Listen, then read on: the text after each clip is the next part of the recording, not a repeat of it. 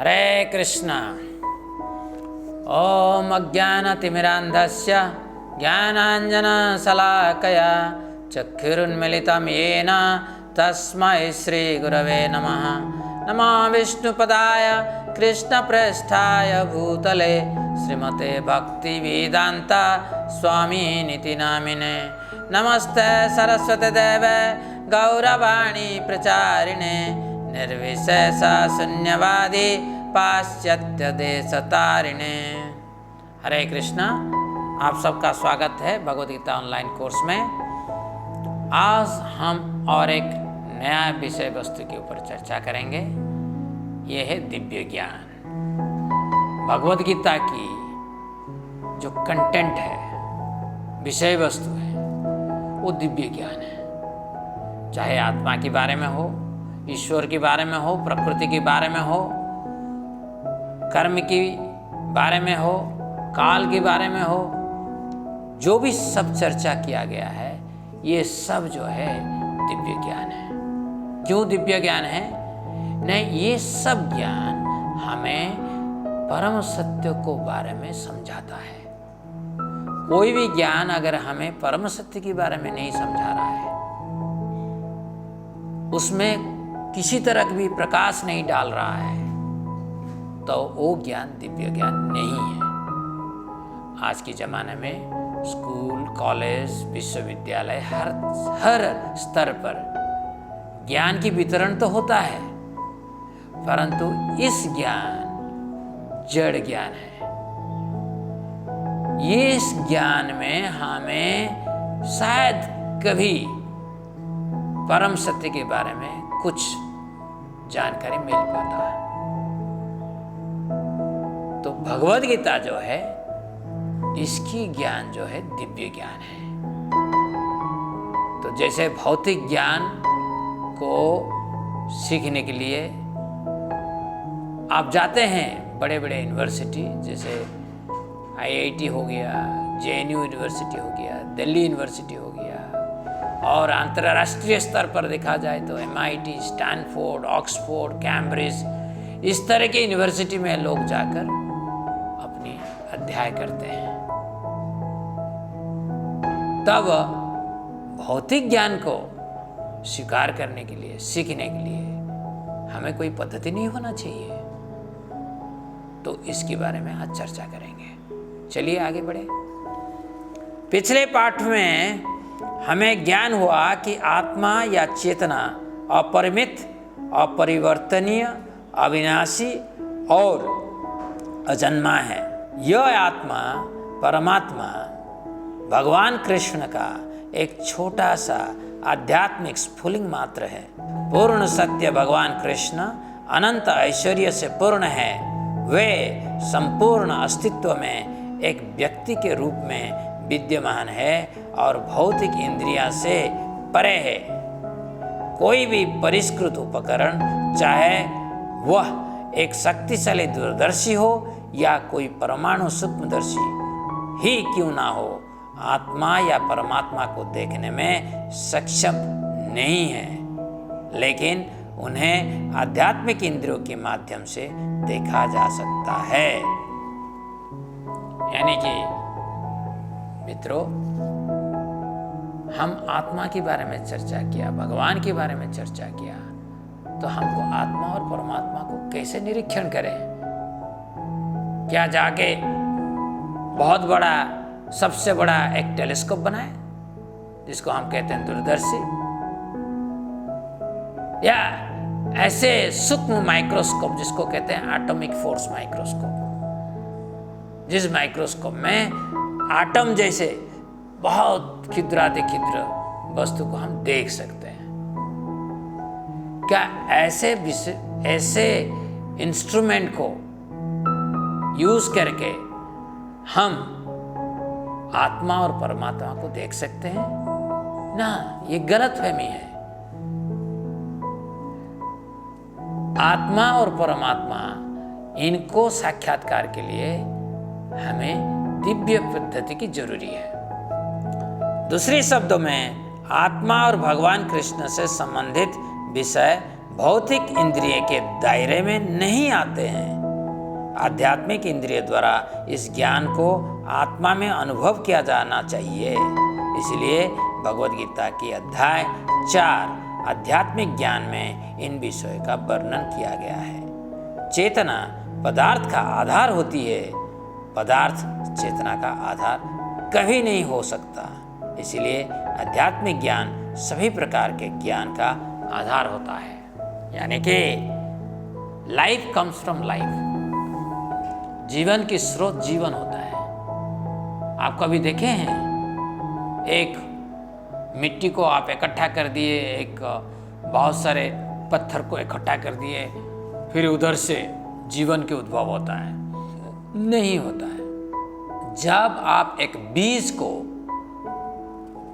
जमीन में बो देते हो तो उधर से एक पेड़ की प्रकट होता है। क्यों होता है? क्योंकि बीज की अंदर आत्मा निष्क्रिय रूप में, यानी कि डोरमेंट स्थिति में विराजमान है, और सही एनवायरनमेंट जब दिया जाता है आत्मा की वजह से उस वृक्ष की प्रकट होता है। तो जितने सारे आप देख रहे हो पदार्थ के रूप में, उनकी स्थायित्व, उनकी अस्तित्व इसीलिए है कि ये आत्मा और परमात्मा का शरीर है। जैसे एक वृक्ष कोई एक आत्मा का शरीर है, एक मनुष्य और एक आत्मा का शरीर है, ऐसे ब्रह्मांड परमात्मा का शरीर है। तो पदार्थ जो है किसी की आधार नहीं बन सकता है। आत्मा और परमात्मा हर तरह की पदार्थ का आधार है। इस अध्याय में हम इस आध्यात्मिक ज्ञान को प्राप्त करने की प्रक्रिया का वर्णन करेंगे। इस अध्याय की विषय सामग्री निम्नलिखित है। सबसे पहले इस आध्यात्मिक ज्ञान को प्राप्त करने की अवरोही प्रक्रिया का वर्णन किया गया है। इसके बाद उस आध्यात्मिक दृष्टिकोण का वर्णन है जिसके द्वारा एक शिष्य को इस प्रक्रिया से जुड़ना चाहिए।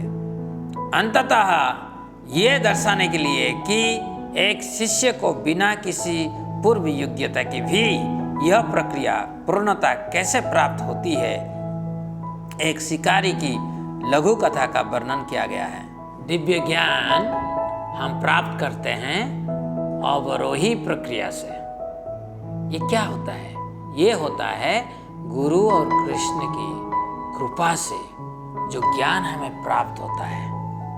ये ज्ञान जो है मेरा हृदय में प्रवेश होता है और हृदय के अंदर ऐसे एक आंदोलन खड़ा कर देता है कि हम दिव्यता से जो जुड़ा नहीं है उसको अलग कर देते हैं और सिर्फ दिव्यता को ही छांट लेते हैं। ये एक मिस्टिकल प्रोसेस है। सो ज्ञानार्जन की प्रक्रिया, जिसको इंग्लिश में कहते हैं epistemology, the process of acquiring knowledge. इस खंड में ज्ञान प्राप्त करने की 4 विधियों का वर्णन किया गया है। प्रत्यक्ष अनुभूति, अनुमान, जिसको हम कह सकते हैं तर्क युक्त निष्कर्ष, प्रमाण यानी कि ऐतिहासिक प्रमाण, और शब्द ब्रह्म, दिव्य प्रामाणिक स्रोत का श्रवण। तो ये जो 4 प्रक्रिया है, 4 पद्धति है, उसके बारे में एक एक करके हम समझने के लिए कोशिश करेंगे। प्रत्यक्ष अनुभूति। सामान्यतः ऐसा कहा जाता है कि देखी हुई बात पर ही विश्वास करना चाहिए।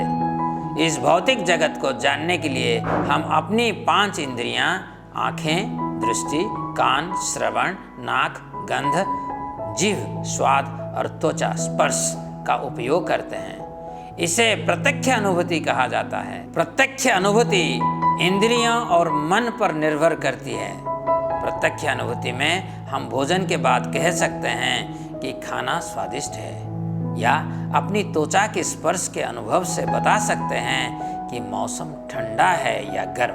फूल सुगंध देता है, प्रवाहित पानी स्वाभाविक रूप से ठंडा होता है और बहुत अधिक उज्जवल प्रकाश देखने में कष्टकारी होता है। ये सभी प्रत्यक्ष अनुभव है।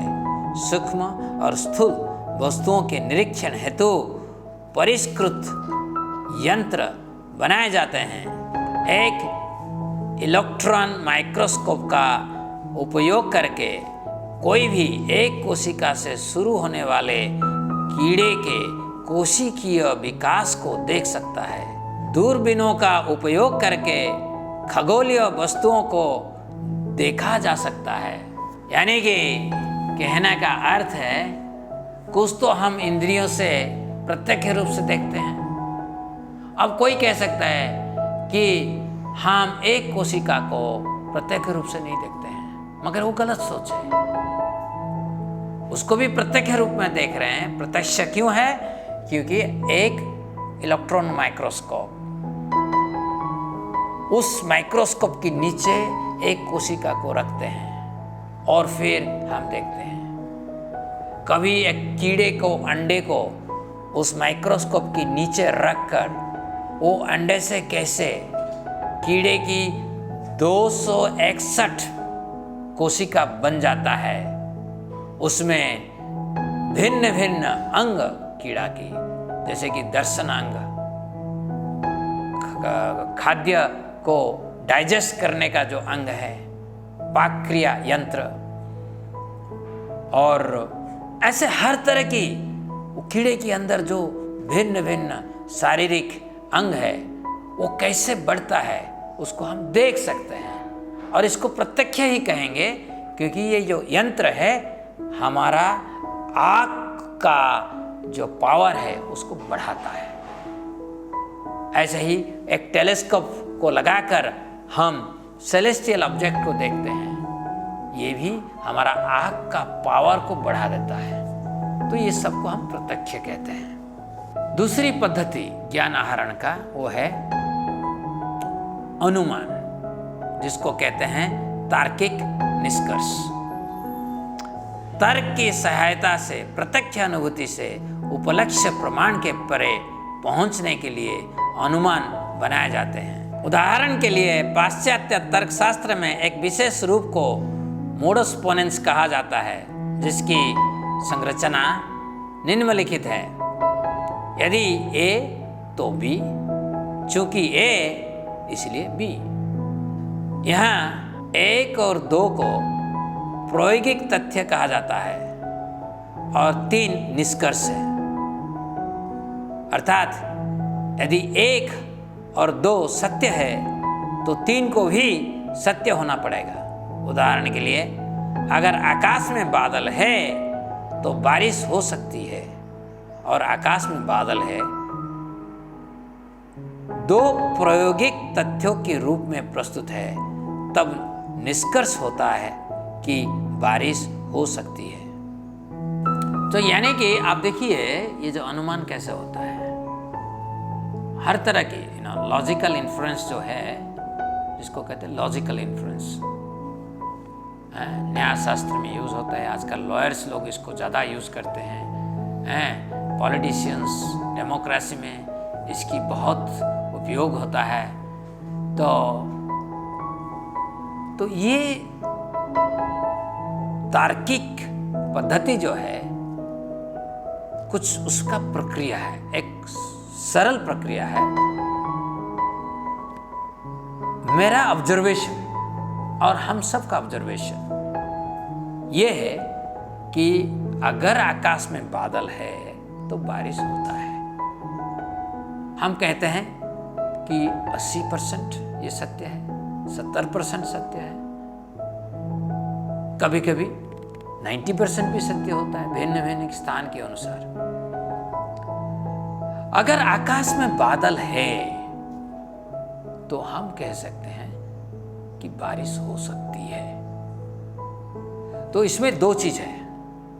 पहले हमारी ऑब्जर्वेशन है, प्रमाण है। प्रमाण क्या है ना, जब जब आकाश में बादल हुआ है तब बारिश हुआ है।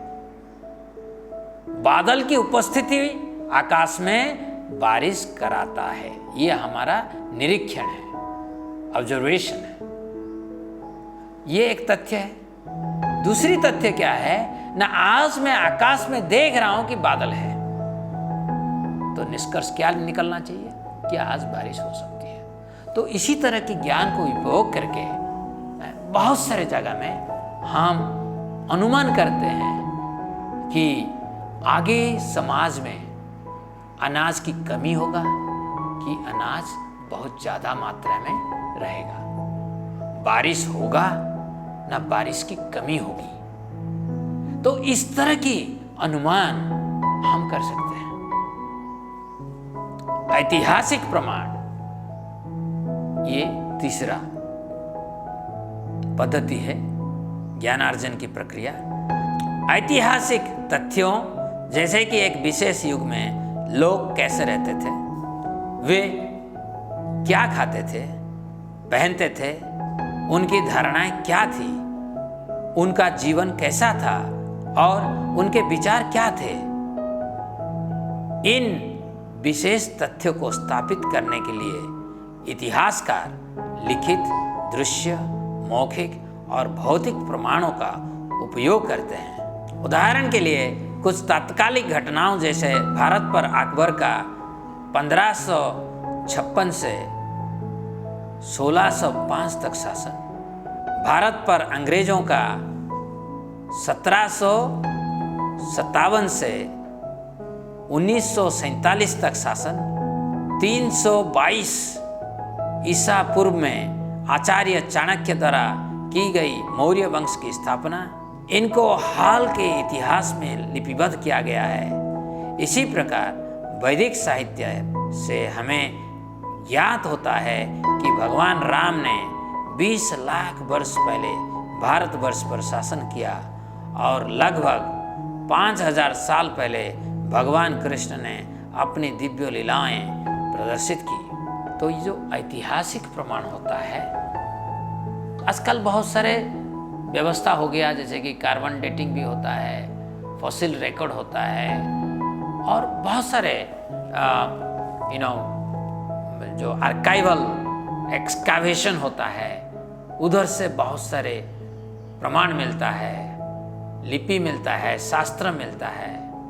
तो ये सबसे इतिहास बनता है, हमें समझ में आता है लोग कैसे थे, इनकी व्यवहार कैसे था, इनकी सोच कैसे था, और ऐसे बहुत सारे सिविलाइजेशन वो कैसे था। परंतु सबसे बड़ा ऐतिहासिक प्रमाण जो हम मानते नहीं हैं, जैसे कि महाभारत और रामायण। महाभारत और रामायण भी ऐतिहासिक प्रमाण है, इसको हमें समझना चाहिए। और आगे जाकर इसके पर इस विषय वस्तु पर मैं गहराई से चर्चा करूंगा। प्रामाणिक स्रोतों से श्रवण करना, यानी कि शब्द ब्रह्म। प्रामाणिक स्रोत से श्रवण करना ज्ञान प्राप्त करने की एक बहुत ही कुशल और प्रभावी विधि है। उदाहरण के लिए, एक व्यक्ति अनुभवी विद्युत अभियंता बनने के लिए IIT कानपुर जैसे शीर्ष विश्वविद्यालय में प्रवेश लेता है। अन्य व्यक्ति आयुर्विज्ञान की शिक्षा पाने के लिए एम्स दिल्ली में प्रवेश लेता है। इसी प्रकार कोई व्यक्ति आत्मा का विज्ञान सीखने के लिए एक आध्यात्मिक विशेषज्ञ और आध्यात्मिक पुस्तकों का मार्गदर्शन पाने का प्रयास करता है। तो ये जो 4 प्रक्रिया हैं, 4 पद्धति हैं, पहला है प्रत्यक्ष, दूसरा अनुमान, तीसरा प्रमाण और चौथा शब्द ब्रह्म। हमारी वैदिक शास्त्र में ये 4 प्रक्रिया के बारे में विस्तार रूप से वर्णन है। इनमें से जो चौथा है शब्द ब्रह्म, इसमें कोई त्रुटि नहीं हो सकता,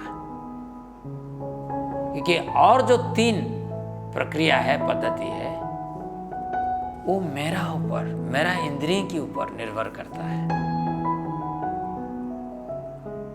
और इसमें क्या क्या त्रुटि हो सकता है, ये हमें आगे जाकर चर्चा करेंगे।